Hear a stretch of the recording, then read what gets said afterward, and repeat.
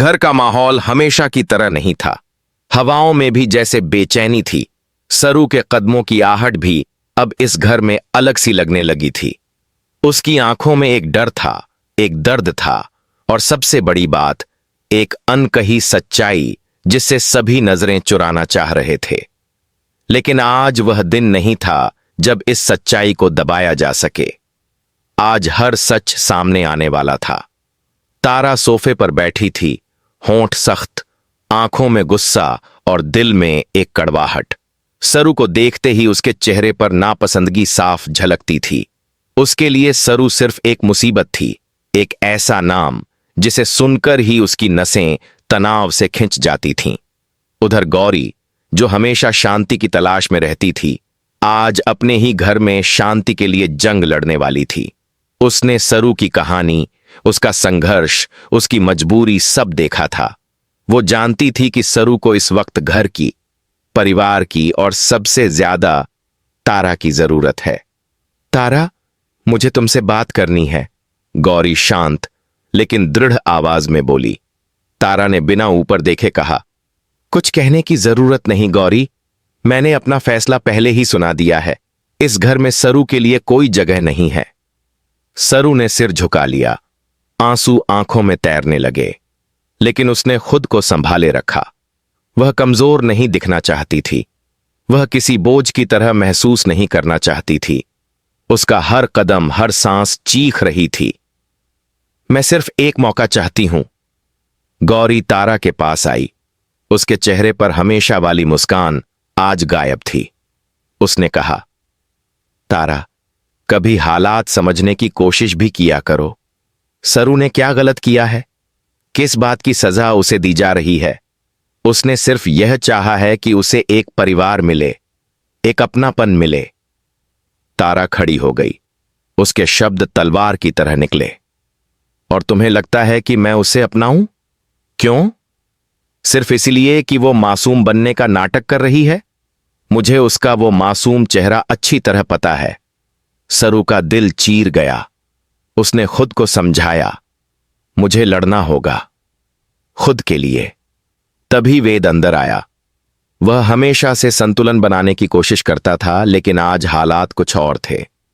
वह सीधे सरू की तरफ गया और उसके कंधे पर हाथ रखा। सरू अकेली नहीं है, मैं उसके साथ हूं। तारा ने झट से वेद की तरफ देखा। अब तुम भी उसके सपोर्ट में बोलोगे? वेद ने गहरी सांस ली। हां, क्योंकि जहां गलत होगा मैं वहीं बोलूंगा, और इस बार गलत तुम कर रही हो तारा। हमारी सोच किसी की जिंदगी को बर्बाद न कर दे, इसका ध्यान रखना होगा। तारा के चेहरे पर हैरानी और गुस्सा एक साथ उभर आया। गौरी मुस्कुराई नहीं, लेकिन उसके दिल को सुकून मिला कि कम से कम कोई तो सच्चाई के साथ खड़ा है। सरू वेद और गौरी को देखकर भावुक हो गई। उसने पहली बार उम्मीद की एक किरण को महसूस किया, लेकिन तारा इतनी आसानी से हार मानने वाली नहीं थी। एक बात साफ सुन लो, तारा ने उंगली दिखाते हुए कहा, सरू इस घर में तब तक नहीं रह सकती जब तक मैं उसे स्वीकार न कर लूं, और मैं कभी नहीं करूंगी। गौरी ने हाथ पकड़ते हुए कहा, तारा, जिद छोड़ दो, सरू के मन को देखो, उसके हालात को समझो। तारा ने हाथ झटका। गौरी, तुम चाहे जितनी भी कोशिश कर लो, मेरा फैसला नहीं बदलेगा। तुम सरू के साथ खड़ी होना चाहती हो, रहो, लेकिन याद रखना, मैं इसके खिलाफ हूं। वातावरण भारी हो चुका था। सरू का दिल टूट चुका था, लेकिन फिर भी उसने हिम्मत नहीं छोड़ी। उसने कहा, अगर मेरे होने से आपको तकलीफ है तो मैं चली जाती हूं। वेद ने तुरंत उसका हाथ थाम लिया। कहीं नहीं जाओगी तुम। हम सब ने मिलकर इस घर को बनाया है, तुम भी अब इस परिवार का हिस्सा हो। गौरी सरू के सामने आकर बोली, भागकर मत दिखाओ कि तुम कमजोर हो। तुम वही करो जो सच में मजबूत लोग करते हैं, सामना। तारा चुप थी, लेकिन उसकी आंखों में अब एक नया डर उतर आया था, खोने का डर। सरू ने आंसू पोंछते हुए कहा, मैं लड़ूंगी, लेकिन अपने लिए ही नहीं, इस परिवार के लिए। मैं साबित करूंगी कि मैं इस घर के लायक हूं। वेद ने दृढ़ता से कहा, और मैं हमेशा तुम्हारे साथ रहूंगा। टर्निंग पॉइंट तनाव से भरे इस माहौल में दरवाजा अचानक खुला। सबकी नजरें उधर उठीं और वहां खड़ी थी एक ऐसी शख्सियत जिसके आने से सभी के कदम रुक गए। तारा की सांस अटक गई। गौरी की आंखों में एक नई हैरानी चमक उठी। सरू का दिल तेजी से धड़कने लगा। तुम यहां कैसे? तारा के शब्द अटक गए। उस शख्स ने घर के अंदर कदम रखते हुए कहा, क्योंकि इस कहानी का असली सच अब सामने आएगा।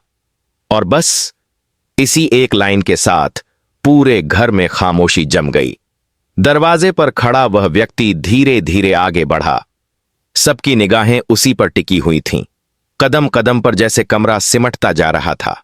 तारा के चेहरे का रंग उड़ चुका था। उसने ऐसी हैरानी कभी महसूस नहीं की थी। सरू की हथेलियां कांप रही थीं। गौरी की आंखों में चिंता बढ़ती जा रही थी और वेद अब भी अडिग खड़ा था, मगर अंदर से बेचैन। वह शख्स जैसे ही रोशनी में आया, सरू की आवाज उसके होंठों पर ही रुक गई। पापा? हां, वह सरू का पिता ही था, जिसे अब तक सभी ने समझा था कि वह कभी वापस नहीं आएगा, जिसे तारा की नजर में एक गुनहगार माना जाता था। तारा की आंखों में गुस्सा फिर से भर गया। तुम्हारी यहां आने की हिम्मत कैसे हुई? उसने तीखी आवाज में कहा।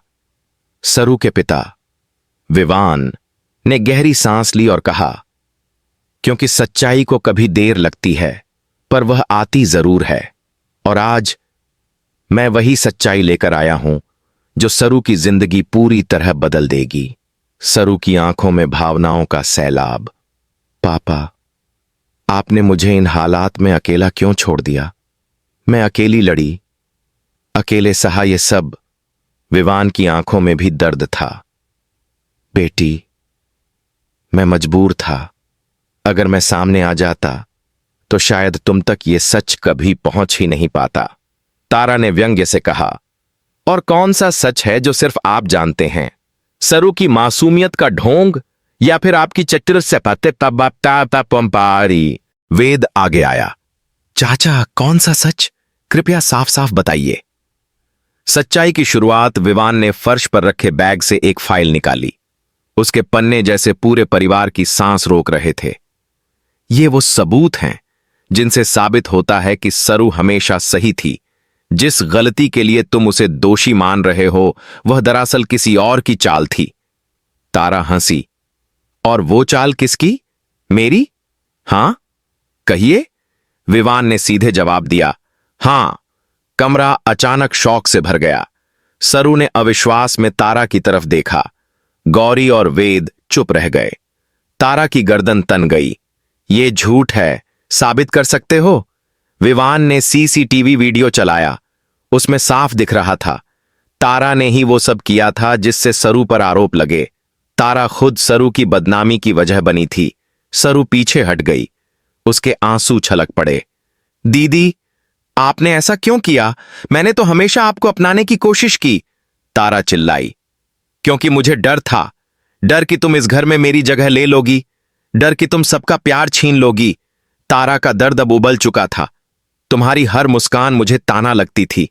मुझे लगता था मेरा परिवार धीरे धीरे तुमसे भर जाएगा और मैं अकेली रह जाऊंगी। वेद ने गुस्से से कहा। और इसीलिए तुमने सरू की जिंदगी तबाह करने की कोशिश की, सिर्फ अपनी इनसिक्योरिटी के कारण? तारा की आंखें भर आईं। हां, मैंने गलती की, बहुत बड़ी गलती, लेकिन मैं बस डर गई थी। गौरी धीरे से बोली। डर प्यार को नहीं मिटाता तारा, लेकिन नफरत को जरूर जन्म देता है। सरू का फैसला, हर सच सामने आ चुका था। अब फैसला सरू के हाथ में था। विवान ने उसकी तरफ देखा। बेटी, अब तुम जो चाहे कर सकती हो। तारा को सजा दिलवाना, घर छोड़ना या इस परिवार को दूसरा मौका देना। सरू ने धीमे कदमों से तारा के पास जाकर उसके सामने खड़ा होकर कहा, दीदी, मैं आपको माफ कर सकती हूं, पर जो दर्द मिला है उसे भूलने में समय लगेगा। मैं इस घर में रहना चाहती हूं, पर आपकी नफरत के डर के बिना। तारा अपने घुटनों पर गिर पड़ी। सरू, मैं तुम्हें खोना नहीं चाहती। सरू उसे पकड़कर उठाते हुए बोली, तो फिर मुझे अपनाने की कोशिश करो। मैं अपनी जगह लेने नहीं आई, बस एक जगह चाहती हूं, आपके दिल में। सारा घर इस दृश्य को देखकर पिघल चुका था। वेद ने सरू की ओर देखा। उसकी आंखों में गर्व था, प्यार था, समर्थन था। Acceptance moment. तारा ने सरू के हाथों को मजबूती से पकड़ा। आज से तुम सिर्फ सरू नहीं, तुम मेरी बहन हो। गौरी की आंखों में खुशी के आंसू थे। यही चाहती थी मैं, यही उम्मीद थी, वेद ने मुस्कुराते हुए कहा। तो अब इस परिवार की कहानी नए सिरे से शुरू होगी। सरू ने राहत की सांस ली, जैसे उसके कंधों से भारी बोझ उतर गया हो। लेकिन ट्विस्ट अभी बाकी है। सब कुछ अच्छा लग रहा था। कमरा प्यार और मेल मिलाप से भर चुका था। तभी विवान ने कहा, एक बात और है जो तुम सबको जाननी चाहिए। सब चौंक गए। जो खेल तारा ने अकेले नहीं खेला था, उसके पीछे कोई और भी था। असल मास्टरमाइंड अब भी आजाद घूम रहा है। सरू के दिल की धड़कन फिर तेज हो गई। कौन? विवान के होंठों पर एक कड़वी मुस्कान उभरी। वो इस घर के बहुत पास है और वो नहीं चाहता कि सरू इस घर में खुश रहे। लाइट्स अचानक टिमटिमाईं। कमरा अंधेरे में डूब गया। किसी की रहस्यमयी हंसी की आवाज गूंजी। खेल तो अब शुरू होगा सरू। सरू ने मुड़कर देखा, पर वहां कोई नहीं था। वेद ने तुरंत सरू को अपने पास खींचा। डोंट वरी, मैं हूं ना तुम्हारे साथ। और इस तरह नई कहानी की शुरुआत हो चुकी थी, जहां अब असली दुश्मन सामने आएगा। एक बड़ा तूफान इस परिवार की जिंदगी को फिर से हिला देने वाला था।